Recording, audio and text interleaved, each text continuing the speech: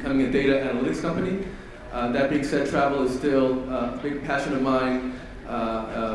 Much of our business was and still is in Asia, and I'm super excited to have this distinguished set of people here to give us very specific and practical advice on how to win over the Asian, specifically Chinese and Indian market. So a few stats off the bat. Travel from China has increased 2x over the 5 years. Over 100 million Chinese people are out and about traveling the world, many of them heading to not their first or second, but rather to their third target countrywide in terms of where they want to travel to. It's a $150 billion market today, expected to grow to $250 billion over the course of the next 5 years.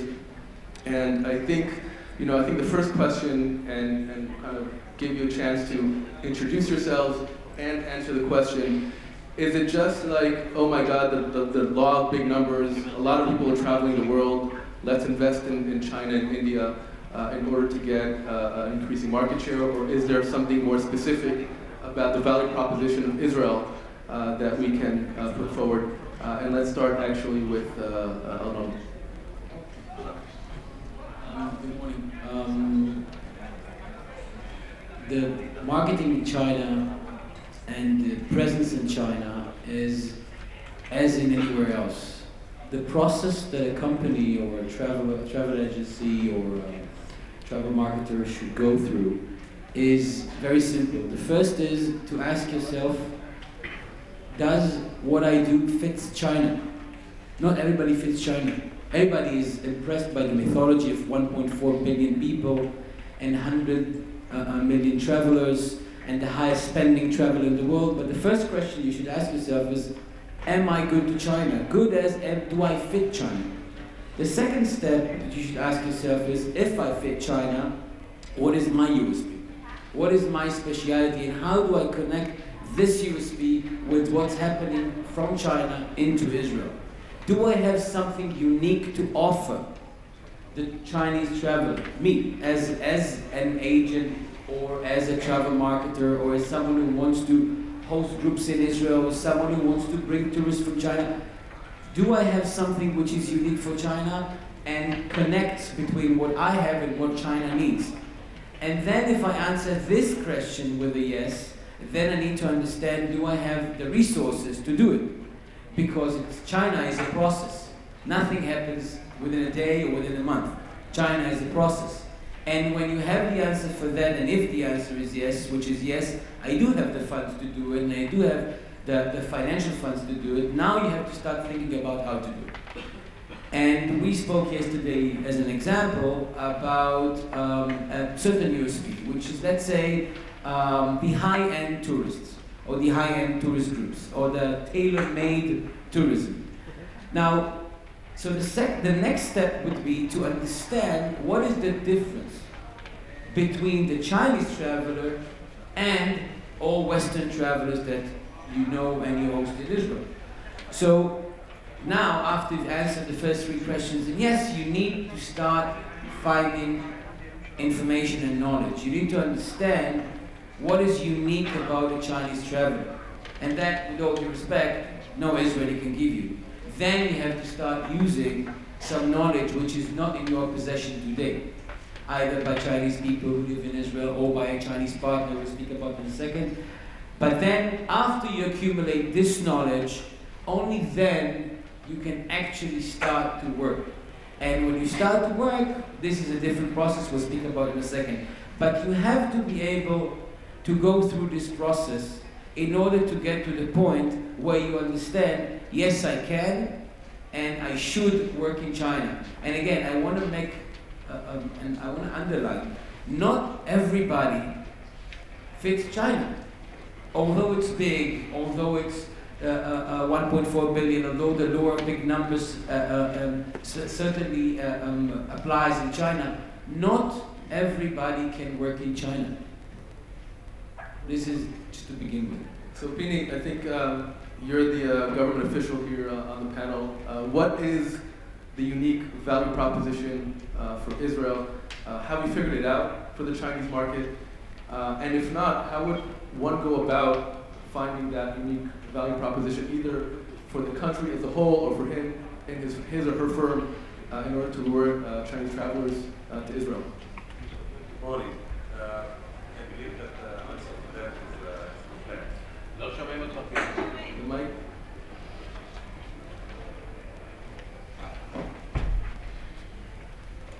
The answer for your question is complex. We are in a process of learning what the Chinese is looking to see in Israel always. It's something that happens everywhere else in the world, in the States, that we pretend to know much better, and obviously in China.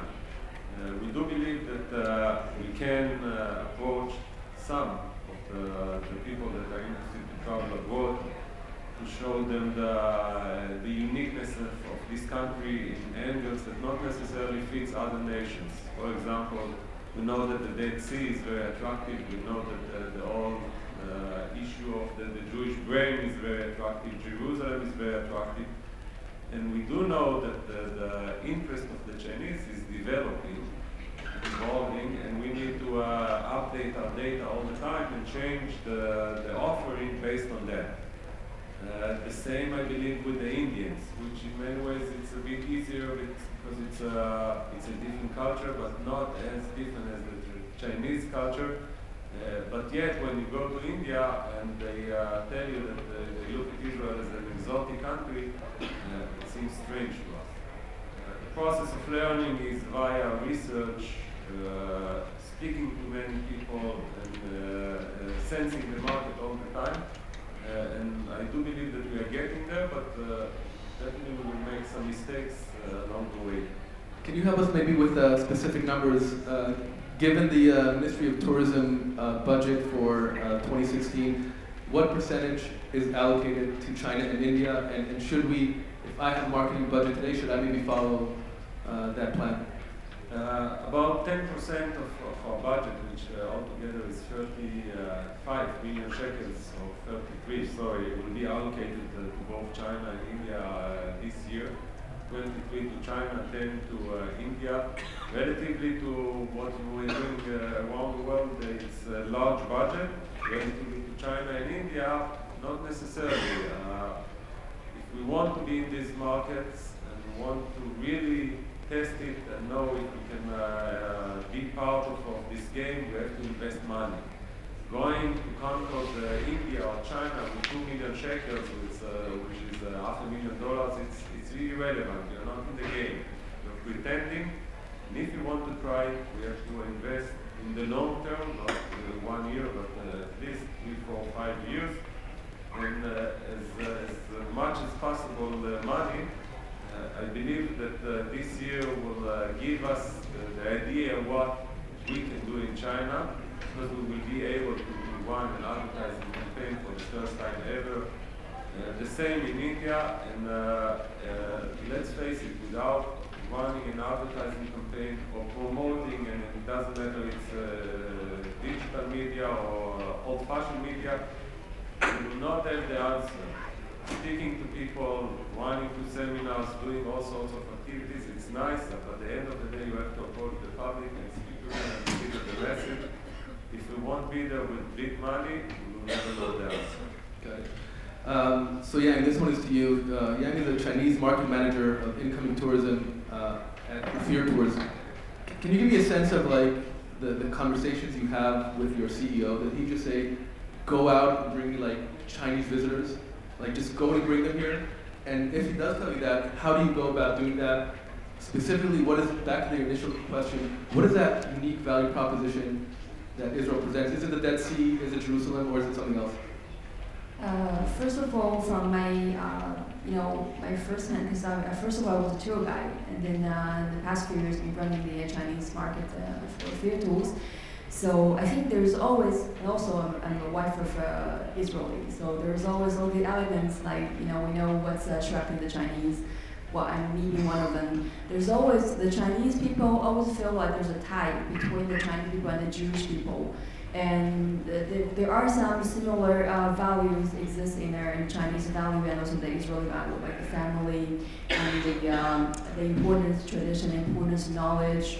And so also the Chinese mom and the Jewish moms are not really different.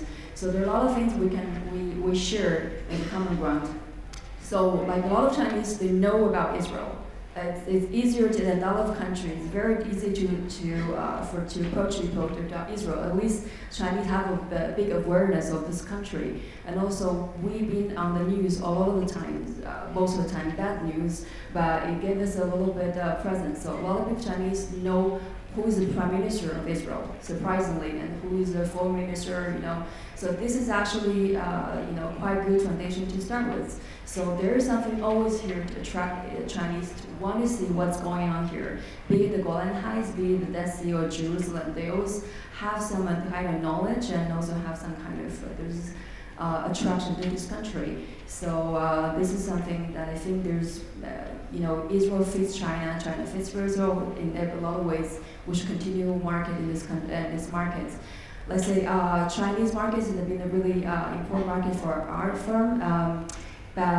So our strategy is that we participate in a lot of the roadshows, activities in China. First of all, you need to work with agents, like big agents in China, like Ctrip, CYTS, CITS.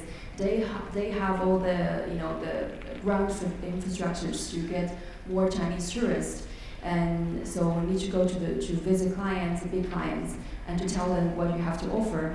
And then maybe the second step or third step is to approach individual FITs. But the first step, I think, is to go through big agents. They will open the doors for you. Okay, so I think that's actually very practical advice.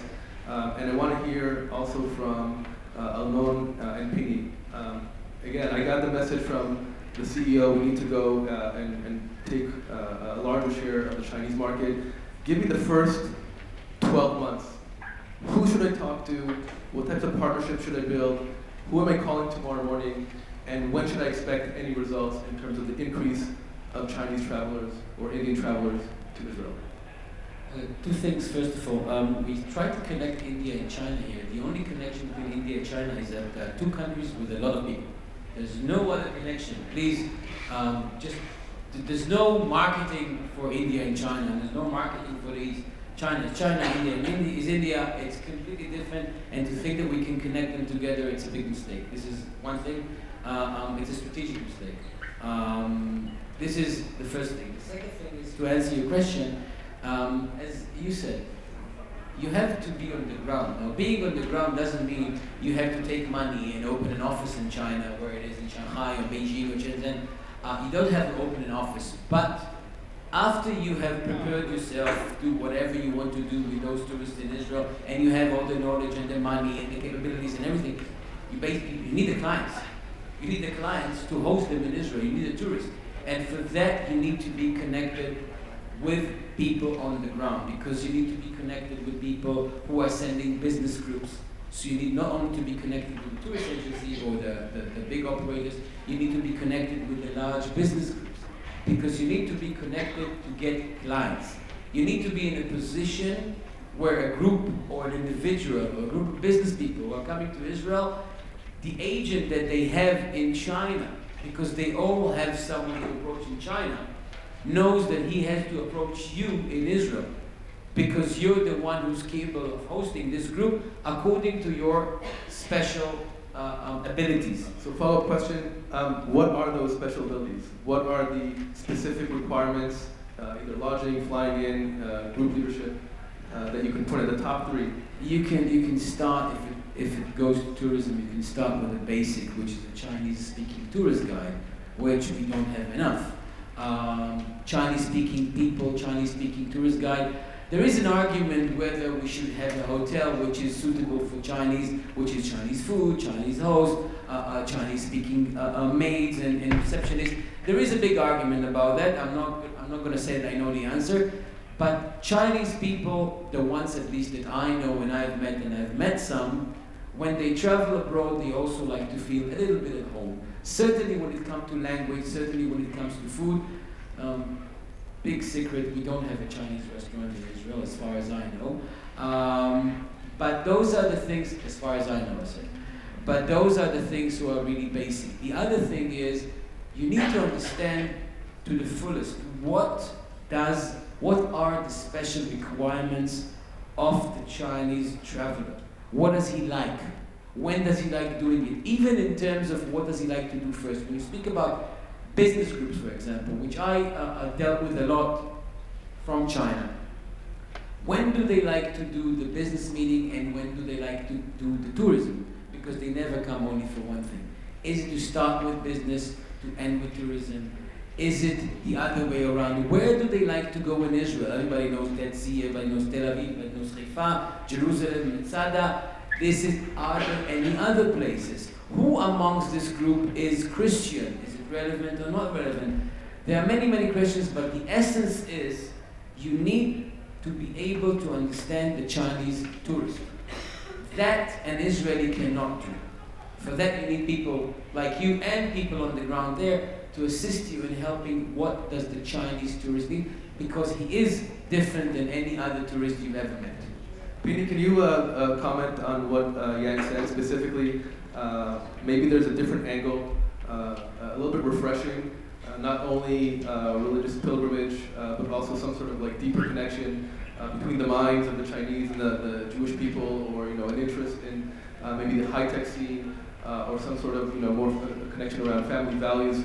Is that something that you guys are thinking about? Is it something that's marketable in your mind?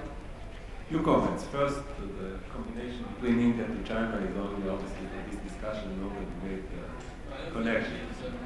Second, to add to what Arnon said, and then I will comment. I think that whoever deals with China first has to clear everything with the authorities. The ADS agreement, the agreement that basically allows us to promote ourselves in China, as a list of tour operators, of travel agents that are allowed to deal with people in China. You can run safe until somebody catch you, and then you are not allowed to issue visas, you are not allowed to deal with the Chinese travel industry, and you run into problems. We run into these problems last week with one of the agents that I see over here in the room, so make sure that you have the authority to deal in China. We do not believe that the pilgrimage, the Christian market, or the Christian segment is relevant in China, or in a way we can promote it. There are Christians in China, Christianity or religious issues are very sensitive in China. You cannot promote it as you do it in other parts of the world. And we do believe that the vast majority of the potential is not among the Christian people. Some of the things that were mentioned over here, I agree with them absolutely. And there are many others. We ran into a visit of one of the leaders of the Chinese industry that asked us to go to Gush Etzion to practice Krav Maga. Now, to us it seems strange, but we said he wants to go, he made the research at home, we will let him go. Apparently, he finds it attractive and he says that he can sell it well. It's a big OTA that sells well in China. So, as I said at the beginning, I think the most important thing is opening our ears all the time, research scientifically and research on the ground, and update the plans all the time. I do believe that in coming years, the culture, the way the Chinese tourist is traveling will change as it happens around the world to all of us. And second, they will see and be exposed to other things in Israel and like them or dislike them. So the materials, the strategy has to be added and evolved all the time. Okay, now in terms of specific techniques, yeah, and, the title of the session is the mass marketing model. Do Chinese consume travel in terms of finding the deals, interacting with travel agents, payments? Is there anything unique about how they, find and consume travel in terms of the purchasing process that you think is significantly different than what maybe we're familiar with? In terms of coming to Israel, I think a lot of people still prefer to travel with a group. if it's for leisure. So they usually go on the, let's say, or they go to the nearest tourist product shop nearby to their house. So this is one of the way that they go. But I think the younger people are keen on search products online. Like there are a lot of portal websites, like Ctrip being the biggest, and also there's a Qunar. There's also a Tuniu is doing really good right in China. So I think there are two ways. I think that for the older generation, they still prefer to go to a travel agency they trust, and they to ask all the information. So this is probably in the neighborhood. So the neighborhood is also the neighborhood shopping probably gets the group, and they send it to bigger agents. You probably also see Trip and Tuniu and people like that. But this is one way to collect people is from physical store. The other way for the younger generation to do all of online search, they also sign up groups online. So I think also the video tourism and also other going in this direction, like online portals. Cool. So I wanted to give about 5 minutes for each of you guys to give us kind of your targets for this year. I think it will help us in the crowd to understand what should we be focusing on. And in parallel, if there are any specific questions, if there are any specific questions, as they're finishing their summary, please get ready with them, and I want to get very, very practical on the type of advice that we're offering here. So if there's any specific questions, keep them handy and we'll get to them in a minute. First, my targets for this year are very personal, so they're not relevant for the crowd. Sure. But I would say something optimistic. 1.4 billion people in China. The number of tourists is growing exponentially. The Chinese tourism, or Chinese tourist, is the highest spending tourist in the world today. Israel is number 3, 4, or 5 in the list of countries where they go to. They've already went to America, they've already went to Europe, and now they're looking for the new destination, the exotic destination. So I think by the law of big numbers, we have a lot of room, and the numbers will keep on growing. There is the issue of security, which we cannot avoid, which is very, very, very influential in China. Every time we see something in the media in China, it affects the people, it affects the travelers. We've seen it. We've seen groups cancel because of issues that for us Israelis are really not relevant, but it really affects the Chinese tourism. And me as a consul general and my colleagues in China had to go and actually relax groups to tell them everything will be okay and trust us, everything in Israel is okay, because we know the reality. I think there's a lot of room. I think we still don't have a USP, unfortunately. I know we're working on it. We're working very, very hard on it. But there is a lot of room to work, both as a country and as business people. Just make sure